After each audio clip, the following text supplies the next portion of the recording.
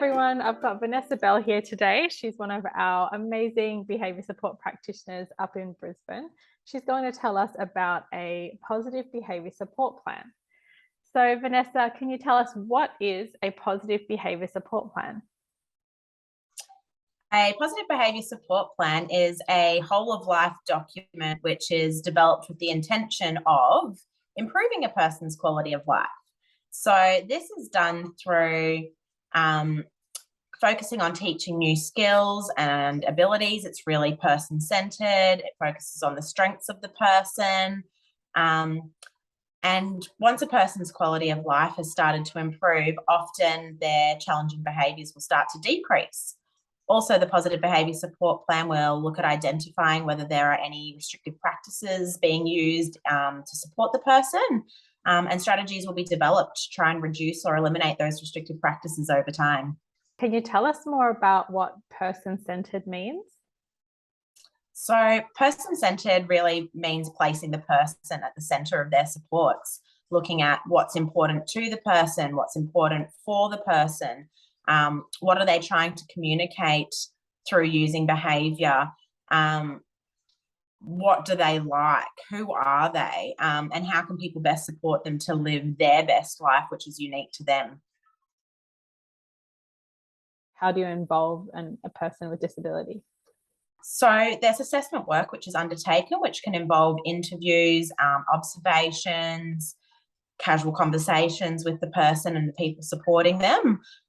Through that process, we start to identify what's really important to that person, and they can have input into their plan. As much input as they're actually able to provide is really encouraged. And if there's areas of their life that they identify could change in order for them to have a better life, then that is absolutely included and focused upon within the plan. You also mentioned strengths-based. What does that mean?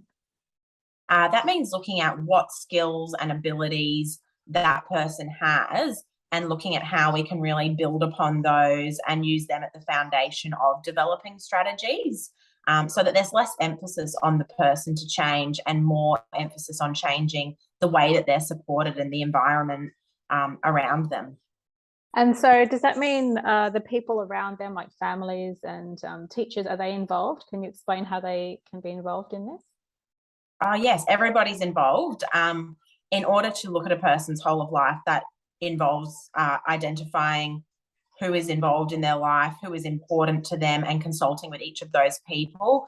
We do that through ongoing consultation. Often that's over phone, emails, virtual meetings, in-person meetings, considering professional reports to make sure that really all ground is covered in that assessment process.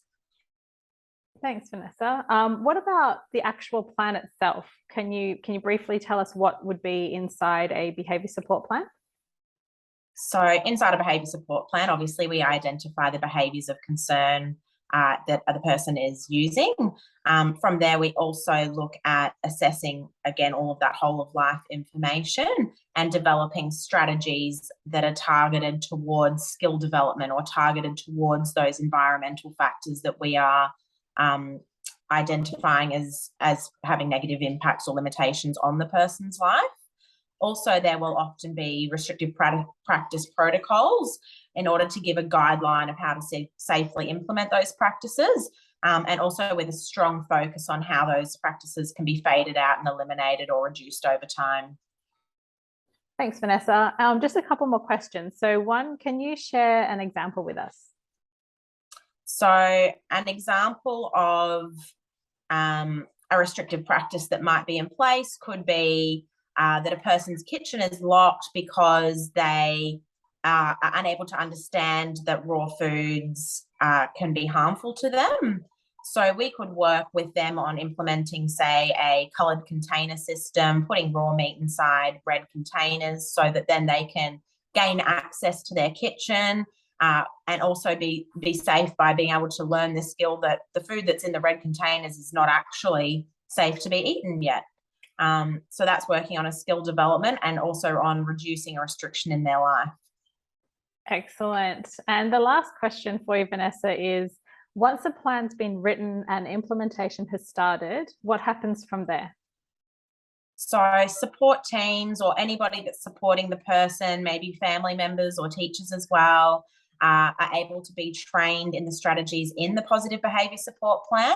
The training really focuses on identifying what behaviours are in place, what function they serve, so why are they using that behaviour, what strategies can we put in place to make them not need to use that behaviour to communicate with us, and learning the procedures that are to be implemented for safe use of restrictive practices, again focusing on how we can reduce those over time.